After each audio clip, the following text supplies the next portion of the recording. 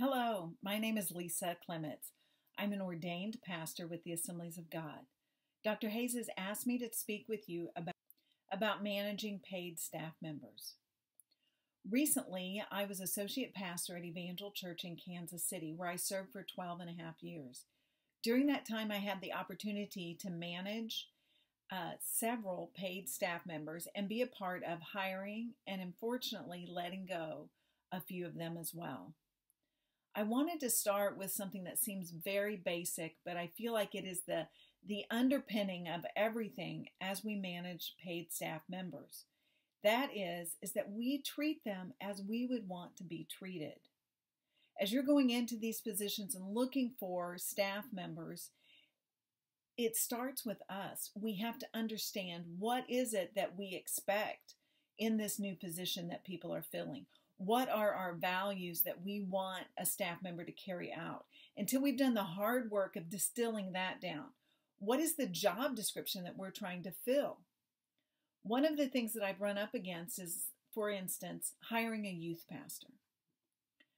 When we were first approaching hiring a youth pastor, we went into interviews and people would say, well, what's expected of me? Well, to be a youth pastor. Well, each of us may feel like we understand what that means, what that looks like to be a youth pastor. But what does it mean in your setting? What are the expectations that you have of that individual? Our expectations and our visions and values at Evangel, one, prayer is the catalyst of all great things. So if I'm going to hire someone into that position, I need to let them know that that is an important value that we have at Evangel. So I want to understand, what is their prayer life like? What is their expectations in prayer? How do they approach God? And how are they going to convey that to others as they develop their leadership team? By clearly communicating that value, it sets an expectation for them to understand that prayer is important. So when we let them know, we pay you to pray. And an expectation at Evangel is that the first 30 minutes to hour of every day is spent in prayer. This was modeled by our pastor, and this was an expectation that we had of each staff member. Now, some people balked at that. I don't want to do that because now you're trying to control me or manipulate me. But by stating it up front, this is an expectation and a value that we have, then they can make a clear decision if this is someplace they want to work. Now that's just one example of clear expectations. Number two, a clear job description as you're approaching that hiring process. People have been in different environments and they've seen youth pastors do different things. And I'm using the youth pastor position because it's such a common one and often it is the first hire. So what are your expectations? Some expectations may be that you prepare and preach a message every week. Now you may think, well, I don't need to state that. That's obvious. That's what a youth pastor does. Well, is it really? Or do you have curriculum and that your stated value is that you prepare a sermon based on the curriculum, like Orange or some other thing, in working with other pastors and with the value of the church? Maybe your value is that they prepare messages that mirror the pastor's messages on Sunday mornings. So again, this is an example of a clear expectation that you need to lay out, and so that you can have discussion with that person in the interview process. The other thing that's so important as you lay out these clear expectations, begin to outline and listen to what their expectations of you are. Ask questions like, how do you function best? Can you give me an example of a time when you handled conflict? Can you give me an example of a boss that you worked for that you loved and enjoyed? What were the things that you enjoyed about that? What were the things that made you most productive in your work environment? Oftentimes when we approach an interview, we talk about, can you tell me about your strengths? Can you tell me about your weaknesses? Well, everybody's prepared for that. And really that doesn't give us an insight into, okay, how did they do that on a work environment? My weakness is I'm terribly loyal to people. I see the good in others and I want to help them along in that. Well, how does that translate? So if I were asked, could you tell me about a time when you had to handle conflict? Or could you tell me about a time in a difficult decision that you had to make? I could express a time when, after months and months of working with a staff member, of giving them a growth plan, of seeing the good in them, one of the most difficult decisions I had to do was sit down and have a conversation and say, I don't think this is going to be a right fit for you. Now, that's going to tell me more about someone I'm interviewing than asking them what their strengths or weaknesses are. It also gives you an opportunity to know areas you may need to coach. So, as we break this down, the first thing, as you go into the interview process and you begin to manage and hire to a position, it's very important that, number one, you know what your expectations are. That is the most important thing, because someone cannot meet your expectations if you don't even know what they are. So spend the hard time, develop what are your expectations of that position. Develop a job description that clearly asserts what you want that person to do. If you want that person to be there at 8 in the morning and work till 5, put that in your job description. If you have a more flexible time frame and you're like, well, just give me 40 hours a week, define that and find out if that person can work within that flexibility.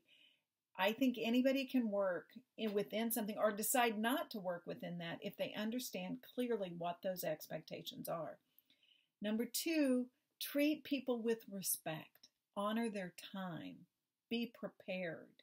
Treat people as you would want to be treated. I know that's simplistic. I know it's the golden rule, but it underpins everything.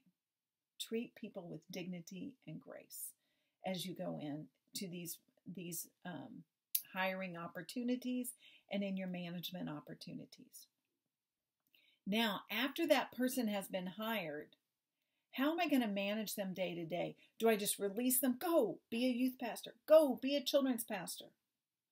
How do I handle that in a day-to-day environment? Most people do not work well if you're micromanaging, if you're checking in every time and saying, did you do this? Are you preparing for your message? So I have found it's very important, and you need to find out what system and what time frame works best. So with a new hire, I would often meet with them weekly to help them establish a routine and understand expectations. I let them know about the culture of our church, of Evangel. Every church has a culture. Every church has some unspoken things that we just know, but then we don't ever relay that to the new staff person. So let them know what those are. Meet with them weekly. Listen to their feedback. You've hired them as professionals to do a job, so trust that they can do it. So when I meet with people, one of the things I ask them is, we have a form that we fill out. I ask them what's working, what went well this week, what can we celebrate? What's something that tripped you up or that maybe you need to talk about? How can I pray for you? Sometimes we forget that we're in a church, that we are pastors, that we need to approach this prayerfully. How can I pray for you? And then I help them set actionable items that can be measured, that are clear that they can work on for the next week. These are items that they set. Sometimes they need direction from me, and sometimes they come in and they know these are things I need to work on. For instance, if you're preparing for camp for youth workers, I would set them what went well. Okay, what is the structure? How do you advertise? How do you get the word out in your church environment? Walk them through that. Now, how are they going to handle that moving forward? Since prayer is a catalyst of all great things at Evangel, we do ask that they be praying for the members and the people that they lead, the students and the leadership team, in a regular fashion, and that they're communicating with them the value that those people bring to their ministry. So one of the things that we ask, who are you praying for? What does that look like? And then we ask that they be sending out or communicating thankfulness in an effective way once a week with a group of people. So those are clear expectations that not every church may have. Yours may be different, But those are expectations that I can bring to the table and ask, have you sent some thank you notes? What is the feedback that you're receiving from your leadership team and your students? How are you spending time with them? How are you praying with them? So these are all about clearly communicating expectations so that they can be clearly met. I find that it's important that we just said to meet regular. Now you need to determine what that regular system looks like and how you can best be equipped for that. These time meetings and these times that you meet need to be effective. If they're just times where you meet and you come in and you say, well, what do you want to talk about today? And they're like, oh, nothing. I'm good. And then you leave. Those are not effective meetings, and you'll find that people are like, I don't want to meet with her, or I don't want to meet with him, because we don't accomplish anything. So if you come in prepared and that you've sent a thing out, what are you working on? What can I help you with? What can we celebrate? And then set actionable items. This will determine and propel your meetings forward. One of the things we look at is a 6x6 plan. What are 6 things that I can be working on in the next 6 weeks that will move my ministry forward? It could be what are 4 things or what are 3 things, but what are a few things that I can focus on and with assistance from my leadership, move the ministry forward. Now, if you're new in the ministry, in the new slot as a youth pastor, one of your 6x6, in my opinion, would be, how am I going to communicate and know the students in my ministry? How am I going to get to know them? So a 6x6 goal setting time would be, okay, I'm going to meet with 4 students a week. I'm going to meet with them after school, take them out for a milkshake, go to one of their activities, find out more about that student so that I can better lead them and be there for them. That is a simple goal that you can set, and you can help your person come forward in it. The other thing that I think is important, so we've talked about expectations. We've talked about treating one another with dignity, the way you would want to be treated. Regularly setting meetings so that you can evaluate how those expectations are being met, and giving regular feedback, not annual reviews where you get slammed with all these things that you think, oh, I wish I would have known that, so I could have made a course correction. One of the other important things about leading paid staff members is giving them an opportunity for growth, finding out what are their strengths and how can I help mentor or lead them or accomplish those dreams. What is something that is a big idea or big dream or a strength that they want to lean into? How can I facilitate that? Because as we develop our staff members and as we make room for them to grow, then we'll have longevity with them. Longevity is an important thing in the growth and the development of a ministry. It is the number one indicator of success of a church, is longevity of a pastor. And I feel like that is the same as we develop our team. Now, there is turnover, but what am I contributing to that? And how am I helping my staff members to take the next level in their ministry and in their growth and development? Releasing them to try new things, releasing them and giving them opportunity to preach, teach, lead others, serve on committees, so they are an active and vital member of the team that you are developing, even if it's just you and your youth pastor. How are you developing them to be a part of the team of the church and the vision that you see moving forward? I think it's important to have an expectation that they're contributing across the disciplines, that they aren't, if you hire a youth pastor or a children's pastor, that we don't just have them do youth or children's, but you give them opportunity to interact with and be a part of other disciplines across the church. For instance, allowing my youth pastor and developing him or her to preach on a Sunday morning or teach to adults on a Sunday night or Wednesday, something like that, that gives them vision and exposure to a bigger community than just the youth group. It also affirms their calling. It affirms that God is directing them and moving them forward. Are they good at hospital visits? Then give them the opportunity to do that. Are they effective in project managing and developing big events? Give them the opportunity to do that. I think it's important as we train our staff that we be thinking about it in broader terms. What are they going to do next? I wish that someone would have come along beside me and said, hey, here's an opportunity. I'm going to take a risk on you. The other important thing is not everything is going to go well. There will be times of mistakes. There will be times when they could have done things differently. Instead of coming in and going, what the heck? You completely messed up. Looking at that as a teachable moment. Again, how would you want to be approached? I'm sure that you've made mistakes in ministry as well. So how would you want to be approached? How can we come alongside of someone to learn from those mistakes? It's often in our failures and mistakes that we learn the most. So take a risk, take time to teach, communicate, and come alongside of that individual. The other thing that I think is so important as we manage our paid staff members is that we're watching out for burnout and family, work, church life balance.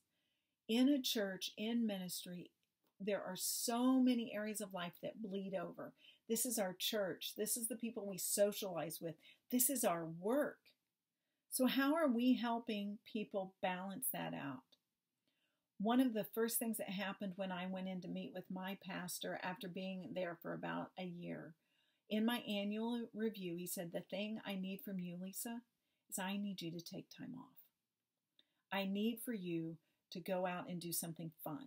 So in our next meeting, I need you to come and tell me what you did for recreation and relaxation. Because I'm type A, I'm all in all the time. But my pastor was wise enough to see that I could not sustain that pace. So he gave me permission to back out for a little bit and find a balance in how to work that out. So you may need to say to a staff member, you know what, today I need you to go home at 3. Or I saw that you worked through the weekend, you've worked every day. When was the last total day off you took completely unplugged? Allow them, and you set the example of that. Because when we begin to think that we have to be available all the time, that the church would just fall down if we weren't there, that's a pride issue. And that's a whole other lesson. But we need to help our staff members learn to find that balance. So be a champion for your staff. Be a champion and come alongside of them in every way to be able to equip and enable them to do the ministry. Because as we join hands and we work together, we will be effective in every way. Thank you today, and I'm so excited that you are moving forward in your leadership in your ministry. Be blessed.